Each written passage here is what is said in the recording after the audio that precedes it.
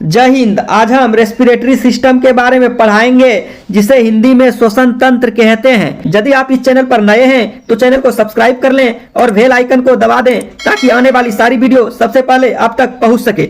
इससे पहले हम डाइजेस्टिव सिस्टम का क्लास ले चुके हैं, उसका लिंक हम डिस्क्रिप्शन में दे देंगे। यदि आप उस वीडियो को नहीं देखे हैं तो उस क्लास को सबसे पहले देख लें। अब देखिए कि सबसे पहले देखेंगे कि रेस्पिरेटरी सिस्टम होता क्या है, यानी श्वसन तंत्र क्या होता है। अब देखिए, हम पहले भी बता चुके हैं तंत्र, यानी तंत्र मीन्स होता है सिस्टम। तंत्र मीन्स क्या होता है? तंत्र मीन्स होता है सिस्टम। सिस्टम क्या होता है? यानी अंगों का वैसा समूह जो श्वसन की क्रिया में सहायक होता है। यानी क्या?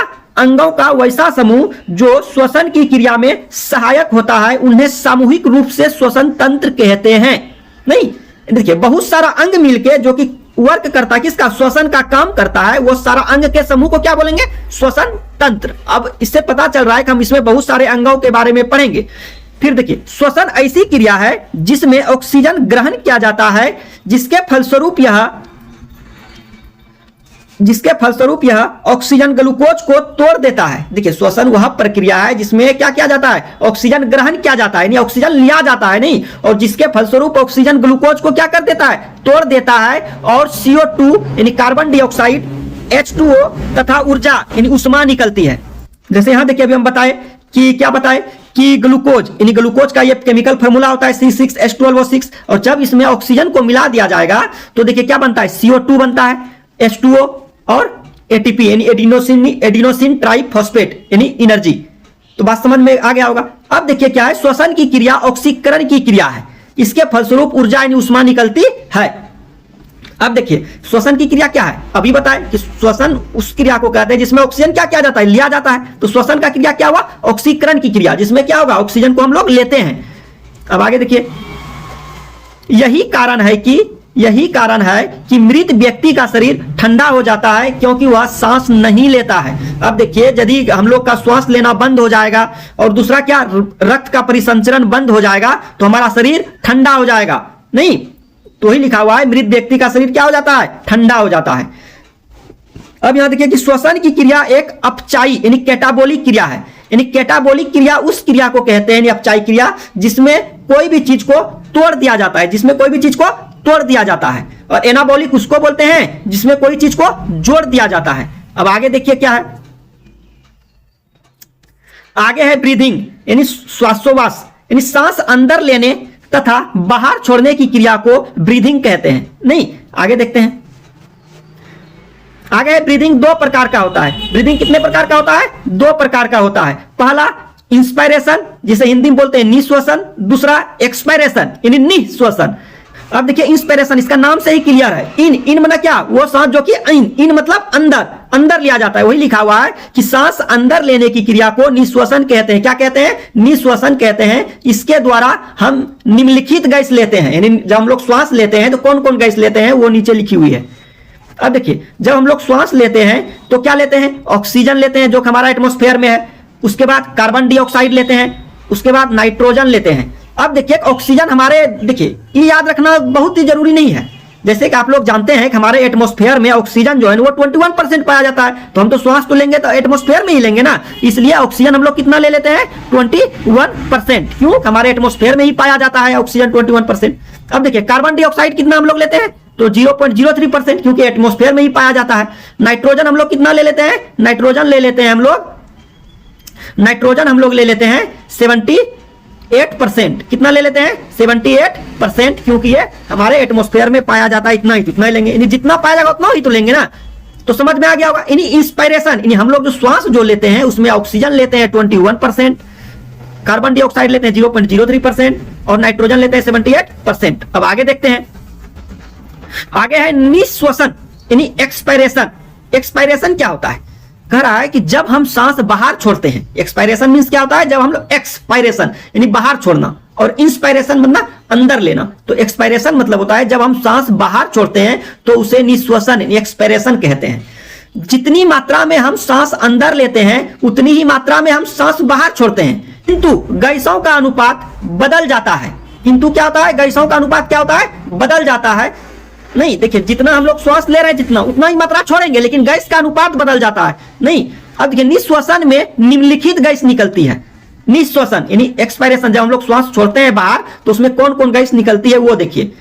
तो ऑक्सीजन 17%। देखिए ऑक्सीजन 17% कैसे? क्योंकि हमारा शरीर के अंदर 4% ऑक्सीजन क्या हो जाता है, रह जाता है, इसलिए 21% हम लोग ऑक्सीजन को लिए, लेकिन बाहर कितना निकाले, 17%।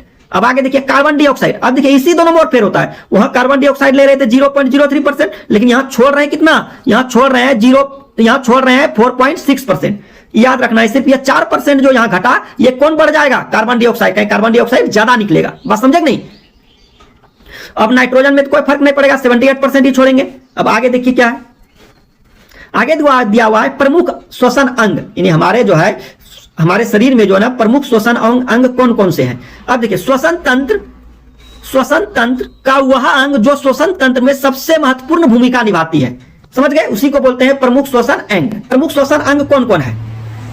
हम लोग ऐसे सोच लेते हैं कि हमारा नाक हुआ और या मुंह हुआ, ये सब हमारा क्या है, श्वसन अंग है, लेकिन ये सब श्वसन अंग नहीं है, ये श्वास लेने के रास्ते हैं। नहीं, अगर हम लोग नाक बंद कर देते हैं, मुंह से श्वास ले लेते हैं, तो ये श्वसन अंग नहीं है, बल्कि ये श्वास लेने के क्या है, रास्ते हैं। अब देखिए कि प्रमुख श्वसन अंग में आता है मानव, नहीं, जो स्तनधारी किससे श्वास लेता है, तो स्तनधारी जो है वो लंग्स से श्वास लेते हैं। किससे? लंग्स से। बात समझ में आ गई होगी। अब आगे देखिए कीट, नहीं यानी कीट सब किससे लेता है, वो श्वास नली से, ट्रेकिया से। अब टेडपोल मतलब होता है मेढक का बच्चा, नहीं, जो किससे श्वास लेता है, गिल्स से। भूमि के अंदर जो मेढक रहेगा, जिसको बोलते हैं निष्क्रिय अवस्था, तो उसको बोला जाता, वो किससे श्वास लेता है, तो वो त्वचा से। किससे? त्वचा से। बिच्छू किससे श्वास लेता है, वो बुकलंगस से। अब आगे देखते हैं जलीय जीव किससे श्वास लेते हैं, तो जलीय जीव जो है वो गिल्स से। अब देखिए आया कि मानव का श्वसन मार्ग, यानी मानव जब श्वसन करता है तो वायु जिस मार्ग का अनुसरण करती है, तो उस मार्ग को ही श्वसन मार्ग कहा जाता है। यानी हम लोग बताए थे डाइजेस्टिव सिस्टम में, हम बताए थे कि आहार नाल किसे कहा जाता है, यानी जिससे होके हमारा भोजन जाता है, जिस मार्ग से गुजरता है उसी नाल को ही आहार नाल कहा जाता था। उसी प्रकार मानव जब श्वसन करता है तो वायु जिस मार्ग से होकर गुजरती है, उस मार्ग को ही श्वसन मार्ग कहा जाता है। अब आगे देखिए श्वसन मार्ग निम्नलिखित है। पहला है नासा छिद्र, यानी नॉस्ट्रिल्स। ये नाक में जो देखते हैं दो जो छिद्र बना रहता है, इसी को बोलते हैं नॉस्ट्रिल्स, नहीं। और उसके ऊपर वाला जो होता है भाग, वो जो बहुत ज्यादा कड़ा हार्ड होता है, चोट लगता है मारने पर, तो उसको बोलते हैं नासिका कपाट।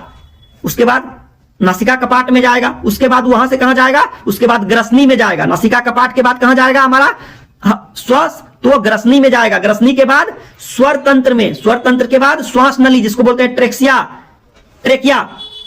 अब आगे देखिए फिर उसके बाद कहां जाएगा, ब्रोंकाई में, और ब्रोंकाई के बाद कहां जाएगा, ब्रोंक्यूल्स में। ब्रोंकाई में जाएगा, उसके बाद ब्रोंक्यूल्स में, और ब्रोंक्यूल्स के बाद एल्वियोली में, और एल्वियोली के बाद ब्लड में, और ब्लड के बाद कोशिका में। कहां चल जाएगा, कोशिका में।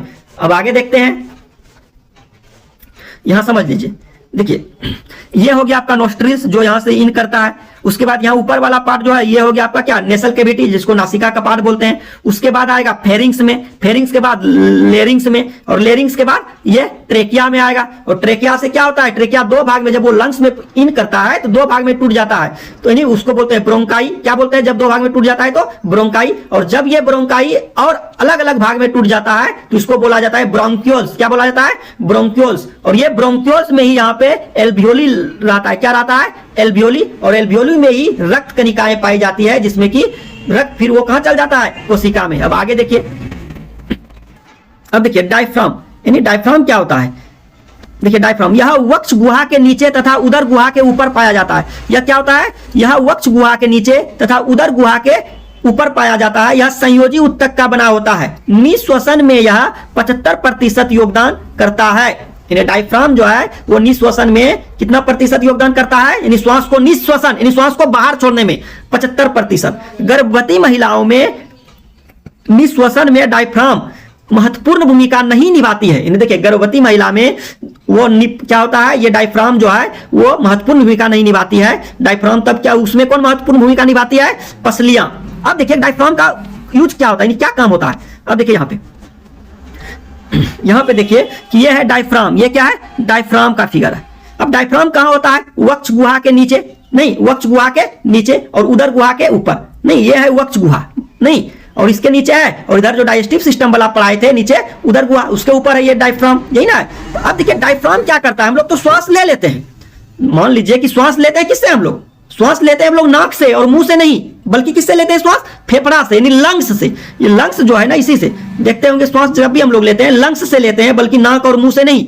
अब देखिए श्वास तो ले लेते हैं, लेकिन ये जब हम लोग श्वास लेते हैं, जब मान लीजिए कि हम लोग श्वास लेते हैं, तो ये जो डायफ्राम जो देख रहे हैं ये नीचे की ओर हो जाता है, क्योंकि श्वास भर जाता है। और जब हम श्वास छोड़ते हैं तो हमारा जो है लंग्स जो है ना उस योग्य नहीं होता है ताकि वो पूरे श्वास को बाहर निकाल सके। तो डायफ्राम क्या करता है, श्वास को, लंग्स को कहता है ऊपर उठ, यानी श्वास को क्या कर देता है, बाहर निकालने में मदद करता है कौन, डायफ्राम। और ये डायफ्राम जो है बहुत ही ये इसमें किसी भी प्रकार की हड्डी नहीं पाई जाती है, नहीं, ये बहुत ही नाजुक होता है। अब आगे देखिए, यहां दिया हुआ है कि डायफ्राम टूट जाने पर व्यक्ति की मृत्यु निश्चित है। यानी देखिए जब कोई व्यक्ति गिर जाता है, ना उसका सर फटता है, ना उसका कहीं ब्लड जाता है, और उसका क्या होता है डायफ्राम में ही चोट लग जाता है, तो उसका उस व्यक्ति क्या होता है, वो श्वास ले लिया रहता है, लेकिन वो श्वास छोड़ेगा कैसे, नहीं। और वो क्या होता है, डायफ्राम ऊपर नीचे होता है, तभी तो हम लोग श्वास ले पाते हैं और छोड़ पाते हैं। तो ज्यादा मदद 75% वो श्वास छोड़ने में मदद करता है, तो वो श्वास छोड़ ही नहीं पड़ता है, आ करके ही वो व्यक्ति क्या हो जाता है, उसका मृत्यु हो जाती है। बात समझ में आ गई होगी। आगे देखिए, आगे दिया हुआ है नासा छिद्र, नॉस्ट्रिल्स। अब देखिए नासा छिद्र का मुख्य काम क्या होता है, हम बताए थे सबसे पहले क्या आता है, नासा छिद्र उसी से क्या होता है, श्वास अंदर जाता है, प्रवेश करता है। अब देखिए कह रहा है नाक का यह अगला भाग होता है, नहीं, अगला भाग मतलब दो को जो छिद्र बना होता है, इसी भाग से वायु अंदर जाती है, इसी भाग से क्या होता है, वायु अंदर जाती है। इसमें बाल पाए जाते हैं जो धूल कण को रोक लेते हैं। देखिए बाल जो रहता है हमारे नाक में, नासा छिद्र में, वो काहे के लिए होता है, वो धूल कण जो होता है मोटा मोटा, उससे वो रोक सके। अब उसके बाद क्या आता है, नासिका कपाट। अब देखिए नासिका कपाट क्या होता है, नेसल पैसेज। करा यह नाक का पिछला भाग है, ऊपर वाला हिस्सा जो बोले हड्डी का ऐसे होता है, इसमें चिपचिपा म्यूकस पाया जाता है। क्या पाया जाता है, म्यूकस, नहीं। करा नासिका कपाट के पास ओलाफैक्टरी लोब पाया जाता है। क्या पाया जाता है, ओलाफैक्टरी लोब पाया जाता है, जो हमें सुगंध का एहसास कराता है। किसका, सुगंध का एहसास। जब देखिए कि नासिका कपाट नेसल पैसेज में क्या पाया जाता है, म्यूकस स्रावित होता है। वहां क्या होता है, म्यूकस, यानी एक दिन में लगभग आधा लीटर म्यूकस स्रावित होता है। कितना, आधा लीटर। अब देखिए कि ये म्यूकस का काम क्या है, जो कि मान लीजिए कि धूल कण आया, थोड़ा मोटा मोटा आया, तो वो क्या क्या हमारा जो नासा छिद्र में जो हेयर जो पाया जाता है उसको रोक दिया, नोस्ट्रिल्स में जो पाया जाता है। अब जो उससे भी महीन होगा, छोटा छोटा होगा, वो क्या होगा, म्यूकस में जाके, चिपचिपा म्यूकस होता है, उसको क्या करेगा, रोक, उसमें जाके चिपक जाएगा। क्या होगा, चिपक जाएगा म्यूकस में जाके, नहीं, वो धूल कण। जब हम लोग देखते हैं कुछ दिन के बाद अगर नाक में के अंदर अगर हम लोग हाथ डालते हैं तो चिपचिपा सा लगता है, नहीं, जबकि सर्दी भी नहीं होती, इसी वजह से वो चिपचिपा लगता है। तो उस गंदा को हम लोग कुछ दिन के बाद निकाल देते हैं खगोल के। अब आगे की ओर देखते हैं। उसके बाद आता है फेरिंग्स। क्या आता है, फेरिंग्स। अब देखिए फेरिंग्स मतलब होता है ग्रसनी। करा यह फेरिंग्स जो है यह नासिका कपाट के नीचे तथा मुख गुहा के पीछे पाया जाता है। वहां भी हम बताए थे फिगर में। करा इस मार्ग से भोजन तथा वायु दोनों जाते हैं, यानी फेरिंग्स से भोजन और तथा वायु दोनों जाता है। अब देखिए फेरिंग्स के बाद क्या आता है, लेरिंग्स। लेरिंग्स यह ग्रसनी के नीचे पाया जाता है, यानी फेरिंग्स के नीचे क्या पाया जाता है, लेरिंग्स। यह आवाज निकालने में सहायक होता है। जब भी हम लोग लेरिंग्स दबा देंगे तो आवाज नहीं निकलेगा। अब आगे देख लेते हैं। अतः इसे वॉइस बॉक्स कहते हैं। लेरिंग्स को क्या कहा जाता है, स्वर तंत्र हिंदी में बोलते हैं, और इसी को वॉइस बॉक्स कहते हैं। पक्षियों में, पक्षी सब में वॉइस बॉक्स का काम सेरिंग्स करता है। आगे देखते हैं। आगे है कि लेरिंग्स, यानी लेरिंग्स पर एक कपास पाया जाता है जिसे इपिग्लोटिस कहते हैं। क्या कहते हैं, इपिग्लोटिस कहते हैं। जब हम कुछ निगलते हैं तो इपिग्लोटिस बंद हो जाता है और भोजन श्वास नली ना जाकर कहां चले जाता है, ग्रास नली में चले जाता है, यानी इसोफेगस में चला जाता है। नहीं, जब कभी इपिग्लोटिस खुल रहा जाता है, यानी खुला रह जाता है, क्या रह जाता है, खुला रह जाता है, नहीं, तो हमें हिचकी आने लगती है। नहीं, आप देखिए क्यों हिचकी आने लगती है। हाँ देखिए, अभी हम जस्ट यहाँ पे एक फिगर दिखाए हुए थे, डायग्राम। अब इस डायग्राम को समझने का कोशिश कीजिएगा। देखिए इपिग्लोटिस का क्या काम होता है। देखिए ये वाला जो है आपका इपिग्लोटिस है, ये क्या है, इपिग्लोटिस है। ये जो है आपका क्या है, इपिग्लोटिस है। अब देखिए इपिग्लोटिस क्या होता है। देखिए यहां पे जो है ना, यहां से हमारा आया क्या, इन नोस्ट्रिल्स होते हुए नेसल पैसेज हुए क्या आएगा, यहां से होते हुए ऐसे होते हुए एयर आएगा, नहीं, और यहां से अगर हम लोग खाते हैं तो खाना भी खाते हैं, कि दोनों का एक ही रास्ता है। दोनों का क्या है, दोनों आके यहां मिल जाता है। दोनों आके जब इस पॉइंट पे मिल जाता है, दोनों आके जब इस पॉइंट पे मिल गया तो अब देखिए ये होता है इपिग्लोटिस। क्यों? क्योंकि ये ई क्या करता है ना, रास्ता को बंद करता है। ये इपिग्लोटिस जो आप देख रहे हैं, ये इपिग्लोटिस है। नहीं, ये इपिग्लोटिस का काम क्या है? इस इपिग्लोटिस का काम है कि जैसे कि कोई भी हम लोग श्वास लिए तो ये जो है आपका जो है, ये जो है इसोफेगस वाला हिस्सा इधर दिख रहा होगा, ये इसोफेगस है। ये वाला जो है ये क्या है? इसोफेगस। तो ये तो इपिग्लोटिस इधर आ जाएगा, यानी बंद हो जाएगा, इधर बंद कर देगा इसोफेगस का रास्ता, यानी ग्रास नली का। नहीं, श्वास किधर चलाएगा? तब श्वास चले आएगा ये ट्रेकिया में, नहीं ग्रसनी में। बात समझ में आ गया? और जब हम लोग भोजन खाएंगे तो यही इपिग्लोटिस क्या होगा, इसको किसको, ग्रसनी को, यानी ट्रेकिया को के उधर ढक जाएगा, तो ये तो रास्ता खुल जाएगा। तो इससे क्या होगा, हमारा भोजन इसोफेगस में चले जाएगा। नहीं, जब कभी कभी ऐसा होता है कि जब हम लोग क्या करते हैं कि किसी के बारे में सोच रहे होते हैं, नहीं, या किसी से बात कर रहे होते हैं, तो उस समय में क्या होता है ना, उस समय में जो है हमारा इपिग्लोटिस जो है क्या करता है ना, वो भेजता है मैसेज किसको, ब्रेन को, कि कहां जाएं, किसको हम बंद करें। जब हम भोजन कर रहे होते हैं तो क्या करता है, माइंड आपका व्यस्त है किसी को सोचने में, तो इपिग्लोटिस क्या होता है ना, इधर ये बंद हो जाता है, किधर, इसोफेगस की तरफ। तो वो भोजन किधर आना खोजता है, तो वो भोजन ट्रेकिया तरफ प्रवेश कर जाता है, कि उधर बंद हो जाएगा तो इधर आएगा। समझे कि नहीं? मान लीजिए कैसे है, और यहां पे अगर ये मान लीजिए कि इसोफेगस का रास्ता है इठो, और ये तो है श्वास का, यानी ग्रसनी का, जिसमें श्वास जाता है। अब अगर इस इपिग्लोटिस इधर अगर बंद कर दिया तो भोजन किसमें घुस जाएगा, श्वास नली में। तो इधर से फेफड़ा क्या कहता है, अरे बाहर जो बाहर जो बाहर जो, तो फिर क्या हो जाएगा ना, क्या हो जाएगा कि वो हिचकी आने लगता है। नहीं तो नाक से होते हुए भी कुछ भी अगर खाते हैं तो वो निकल जाता है। बात समझे कि नहीं समझे? तो कहता है लोग कि हम, मेरा कोई याद कर रहा है, तो याद नहीं, वो नहीं, उसी वही किसी का याद कर रहा होता है। बात समझे कि नहीं? इसी तरह होता है। अब आगे देखते हैं, अब आगे देखिए दिया हुआ है कि इपिग्लोटिस का नियंत्रण मेड्यूला करता है, यानी ब्रेन करता है। अभी बताया इपिग्लोटिस का नियंत्रण कौन करता है, ब्रेन, वही कंट्रोल करता है। अब देखिए कि श्वास नली यानी ट्रेकिया, यह वक्ष गुहा यानी वक्ष गुहा में प्रवेश करती है। नहीं, ट्रेकिया की दोनों प्रमुख शाखाओं को प्राथमिक ब्रोंकियोल कहते हैं। नहीं, अभी हम जैसे बता दिए थे, जब वो वक्ष गुहा में प्रवेश करेगा तो उसको क्या होगा, वो बढ़ जाता है दायां और बायां में। नहीं, तो ये प्राथमिक ब्रोंकियोल का दायां ब्रोंकियोल 3 शाखाओं में बटकर दाएं ओर के फेफड़े में प्रवेश करती है, और बायां ब्रोंकियोल केवल 2 शाखाओं में बटकर बाएं फेफड़े में प्रवेश करती है। अब आगे देखिए, एल्वियोली यानी ब्रोंक्यूल्स के सिरे पर, हम बोले ब्रोंकाई जब वो और भाग में डिवाइड हो जाती है तो वो ब्रोंक्यूल्स कहलाता है। तो वही ब्रोंक्यूल्स के सिरे पर कौन रहता है, गोल संरचना पाई जाती है, जिसे क्या कहा जाता है, एल्वियोली कहा जाता है। क्या कहा जाता है, एल्वियोली कहते हैं। एल्वियोली गैसों के विनिमय का कार्य करता है, यानी एल्वियोली क्या करता है, गैसों के विनिमय का कार्य, यानी ट्रांसपोर्टेशन का। जब एल्वियोली जाम हो जाता है तो उस बीमारी को निमोनिया कहते हैं। क्या कहते हैं, निमोनिया कहते हैं। अब देखिए एल्वियोली के पास आ गया क्या, ऑक्सीजन। जब हम लोग श्वास लेते हैं तो ऑक्सीजन कहां तक चलाता है, एल्वियोली। तो एल्वियोली में क्या पाया जाता है, उसमें पाया जाता है आपका एल्वियोली में ब्लड, और ब्लड में ही पाया जाता है हीमोग्लोबिन। तो हीमोग्लोबिन उस ऑक्सीजन को कहां तक ले जाता है, फेफड़ा से उठा के, नहीं फेफड़ा में ही, लंग्स में ही पाया जाता है ये एल्वियोली। तो वहां से वो ले जाता है हमारे कोशिका तक, और कोशिका में माइटोकॉन्ड्रिया को दे देता है, और माइटोकॉन्ड्रिया में क्रेब्स चक्र चलता है, नहीं, जिससे क्या करता है, एटीपी का निर्माण होता है।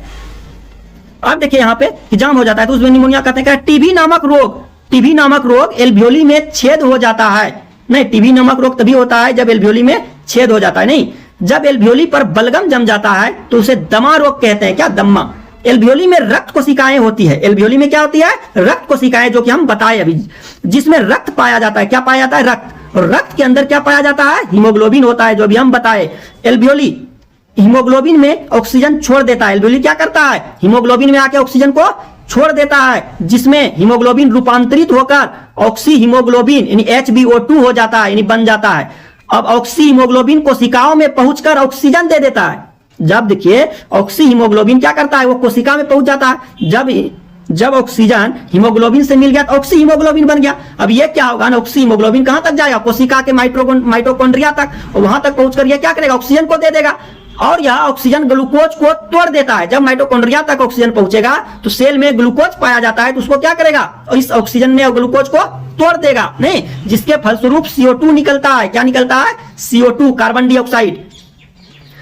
HB यानी हीमोग्लोबिन और कार्बन डाइऑक्साइड को बांध लेता है, जिससे यह कार्बोक्सी हीमोग्लोबिन बन जाता है। जब उधर से अब आएगा हीमोग्लोबिन तो उधर से क्या करेगा, जो भी CO2 निकला है उसको लेके आएगा, उसी को बोलते हैं कार्बोक्सी हीमोग्लोबिन, और पुनः एल्वियोली तक वापस आता है। वो उधर से क्या करेगा, देखिए इस साइड से अगर जा रहा है, इस साइड से क्या करेगा, एल्वियोली से लेके हीमोग्लोबिन लेके ऑक्सीजन जाएगा, तो ऑक्सी हीमोग्लोबिन वहां कहां तक जाएगा, आपका सेल तक, नहीं सेल में माइटोकॉन्ड्रिया को दे देगा, और उधर से जो वहां जो ग्लूकोज में मिल गया और उसके फलस्वरूप जो क्या बना, कार्बन डाइऑक्साइड, तो उधर से वहीं पे रुकेगा, वहां से फिर ले लेगा किसको, कार्बन डाइऑक्साइड को, और आके एल्वियोली को दे देगा, नहीं वापस पूरा, और एल्वियोली क्या करेगा, उसको निःश्वसन एक्सपायरेशन के दौरान कार्बन डाइऑक्साइड को बाहर निकाल देगा, और तब तक क्या करेगा, हीमोग्लोबिन एल्वियोली के पास ही रहेगा, बात समझे नहीं, और तब फिर आएगा कौन, ऑक्सीजन। जैसे हम लोग श्वास लेते हैं तो एल्वियोली में ऑक्सीजन मिल जाता है, तो वो हीमोग्लोबिन लेके फिर चले जाता है कहां, कोशिका में, और कोशिका में फिर उसी तरह का चलता है, और फिर वहां से क्या बनता है आपका, कार्बन डाइऑक्साइड, नहीं कार्बन डाइऑक्साइड को फिर वापस लेके एल्वियोली तक आता है, और एल्वियोली से फिर वो बाहर निकल जाता है, फिर ऑक्सीजन को लेता है हीमोग्लोबिन, फिर पहुंचाता है कोशिका तक, नहीं उसी तरह यह प्रक्रिया निरंतर चलती रहती है, नहीं जिसे श्वसन कहते हैं, बात समझे नहीं, श्वसन सिर्फ श्वास लेना ही नहीं, श्वसन का मतलब समझ गए कि जब हम लोग श्वास लेते हैं तो एल्वियोली तक पहुंचता है हमारा ऑक्सीजन, तो वहां हीमोग्लोबिन पाया जाता है, तो ऑक्सी हीमोग्लोबिन बन जाता है, और वो लेके कोशिका में चले जाता है, कोशिका को में माइटोकॉन्ड्रिया में दे देता है, माइटोकॉन्ड्रिया में क्या होता है, क्रेब्स चक्र चलता है, नहीं तो वहां ग्लूकोज में मिल जाता है, जिसके फलस्वरूप ऊर्जा बनती है, और उसके फलस्वरूप कार्बन डाइऑक्साइड निकलती है, तो फिर वही हीमोग्लोबिन कार्बन डाइऑक्साइड को लेके एल्वियोली तक छोड़ देता है, और एल्वियोली से कहां चल जाता है, बाहर, नहीं इसी प्रकार निरंतर प्रक्रिया जो चलती रहती है, जिसे हम लोग क्या कहते हैं, श्वसन कहते हैं, नहीं। अब इसी तरह देख लीजिए कि श्वसन दो प्रकार कैसे भी होता है, एक होता है ऑक्सी श्वसन, एक होता है अनऑक्सी श्वसन, एक एरोबिक एक एनारोबिक। अब देखिए कि ऑक्सी श्वसन में क्या होता है, जो कि ऑक्सीजन की उपस्थिति में होता है, और अनऑक्सी श्वसन क्या होता है, जो कि ऑक्सीजन की अनुपस्थिति में होता है। अब देखेंगे फेफड़ा यानी लंग्स, नहीं जो स्तनधारी का मुख्य पार्ट होता है श्वसन अंग का, लंग्स करा, यह मानव लंग्स जो है यह मानव के वक्ष गुहा में पाया जाता है, किसमें, वक्ष गुहा में पाया जाता है, यह मानव का श्वसन अंग, यह मानव का श्वसन अंग है, क्या है, श्वसन अंग, नहीं इसकी संख्या 2 होती है, दाहिना फेफड़ा बड़ा होता है, यानी दाहिना लंग्स जो है, राइट लंग्स वो लेफ्ट लंग्स की कंपेयर में बड़ा होता है, प्रत्येक फेफड़ा एक झिल्ली द्वारा घिरा रहता है, जिसे फ्लूरल मेम्ब्रेन कहते हैं, नहीं फेफड़े में रुधिर कोशिकाओं का जाल बिछा रहता है, फेफड़े में क्या रहता है, रुधिर कोशिकाओं का जाल बिछा रहता है, यहाँ पर O2 रुधिर में चली जाती है और CO2 बाहर आ जाती है, नहीं। अब देखिए जो कि आपका श्वसन किसके अंदर हुआ, अगर श्वसन जो है आपका कोशिका के अंदर हुआ उसको बोला जाता है आंतरिक श्वसन, जो श्वसन कोशिका के अंदर हुआ उसको क्या कहा जाता है, आंतरिक श्वसन, और जो श्वसन आपका किसके अंदर हुआ, यहाँ पे फेफड़ा में हुआ उसको कहा जाता है बाह्य श्वसन। अब आगे देखिए, आगे है टाइडल वॉल्यूम। अब इसको समझने का कोशिश कीजिएगा कि टाइडल वॉल्यूम क्या होता है, यानी टाइडल वॉल्यूम क्या होता है, एक बार में हम जितनी सांस लेते हैं, एक बार में हम जितनी सांस लेते हैं या जितना सांस छोड़ते हैं, तो उसे हम क्या कहते हैं, टाइडल वॉल्यूम कहते हैं। एक बार में टाइडल वॉल्यूम 500 ml होता है, एक बार में टाइडल वॉल्यूम कितना होता है, 500 ml होता है, नहीं। अब देखिए कि 500 ml टाइडल वॉल्यूम मतलब क्या होता है, मान लीजिए कि एक बोतल हम ले लेंगे, क्या ले लेंगे, एक बोतल ले लेंगे, और इस बोतल में मान लीजिए कि इसका कैपेसिटी कितना है, 500 ml का, इसका कैपेसिटी कितना है, 500 ml का है। अब इतना जितना इसमें एयर अट सकता है उतना को हम लोग एक बार में ले लेते हैं, जब हम लोग श्वास लेते हैं, बात समझे, यही हुआ टाइडल वॉल्यूम, हम लोग जितना श्वास ले सकते हैं, बात समझे नहीं, एक बार हम लोग कितना ले सकते हैं, 500 ml ले सकते हैं श्वास, इसी को कहा जाता है टाइडल वॉल्यूम। अब आगे देखते हैं, अब है total lungs capacity, total lungs capacity एक बार में ली गई अधिकतम वायु यानी श्वास को टोटल लंग्स कैपेसिटी या TLC कहते हैं। एक बार में हम लोग अधिक से अधिक कितना ले सकते हैं, नहीं उसी को बोलते हैं टोटल लंग्स कैपेसिटी। अब देखिए TLC यानी टोटल लंग्स कैपेसिटी लगभग 6000 ml यानी 6 लीटर होता है, कितना, 6 लीटर, जो कि टाइडल वॉल्यूम का कितना होता है, टाइडल वॉल्यूम जो है TLC का मात्र 8% होता है, यानी टाइडल वॉल्यूम जो है वो टोटल लंग्स कैपेसिटी का 8% ही होता है, बात समझे नहीं। अब आगे देखते हैं,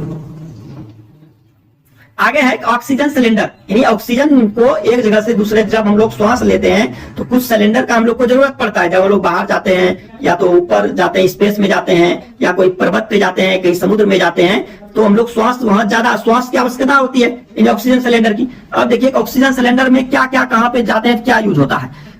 यहाँ पे देखिए, जब हम लोग ऑक्सीजन सिलेंडर को ले जाएंगे पर्वत पर, यानी पर्वत पर जाएंगे तो उस ऑक्सीजन सिलेंडर में रहेगा ऑक्सीजन और नाइट्रोजन, ऑक्सीजन और नाइट्रोजन। और जब हम लोग समुद्र में जाएंगे तो वहां भी रहेगा ऑक्सीजन और नाइट्रोजन। और जब हम लोग गहरा समुद्र में जाएंगे, लगभग 300 मीटर गहरा, यानी नीचे 300 मीटर गहरा, तो वहां पे क्या होगा, ऑक्सीजन यानी O2 और हीलियम। बात समझे नहीं? अब देखिए कि ऑक्सीजन के साथ नाइट्रोजन, क्योंकि हमारा हैबिचुअल हिसाब बना हुआ है कि हम लोग प्योर ऑक्सीजन को नहीं ले सकते हैं, क्योंकि ऑक्सीजन भारी होता है। ऑक्सीजन क्या होता है, ऑक्सीजन गैस भारी होता है, जिससे हमारा लंग्स में क्षति पहुंच सकती है, चोट लग सकती है। हैबिचुअल बना हुआ है कि हम लोग मिक्सचर ऑफ गैसेस कार्बन लेते हैं, इसलिए हम लोग को मिक्स करना होता है नाइट्रोजन। बात समझे नहीं समझे? और हीलियम। अब आगे देखिए, आगे दिया हुआ है कि जगा हुआ व्यक्ति 16 बार प्रति मिनट सांस लेता है। जब कोई व्यक्ति जगा हुआ है वो 1 मिनट में 16 बार श्वास लेगा, और जब कोई व्यक्ति सोया हुआ है तो 1 मिनट में 12 बार श्वास लेगा। नहीं, इसलिए देखिएगा जब कोई व्यक्ति सोया रहता है तो लंबे से श्वास खींचता है। नहीं, अब आगे देखिए, अब है कि बच्चे, क्या कि बच्चे 25 बार प्रति मिनट श्वास लेते हैं। बच्चे कितना बार प्रति मिनट श्वास लेते हैं? 25 बार, यानी 1 मिनट में 25 बार वो श्वास लेते हैं। ठीक है, आई होप आप लोगों को सारी